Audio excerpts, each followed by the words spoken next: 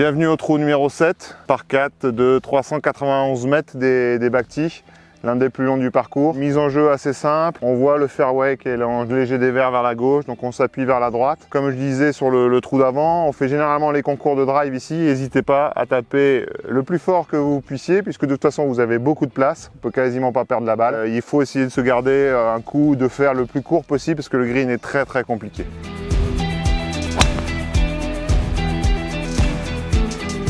Voilà, une bonne mise en jeu qui va rouler en plus sur le fairway.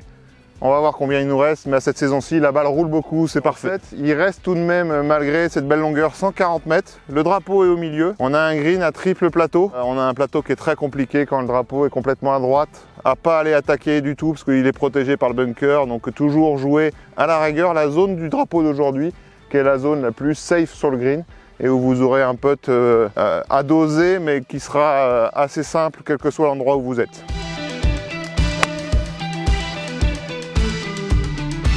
Faut qu'elle roule.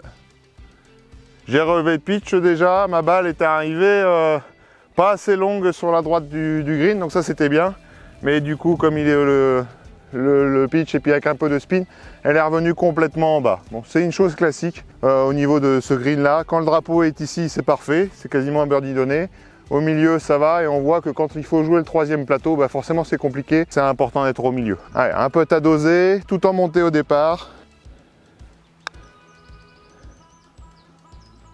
Ah, il faut qu'elle roule encore. Il en manque un peu. Hop, et elle rentre. C'est bon, on sauve le par. Direction le trou numéro 8. À nouveau un par 3. On va commencer à arriver sur le château d'Arvray avec des super points de vue sur l'obstacle d'eau, le clubhouse, le château. Vous allez voir, c'est magnifique la suite.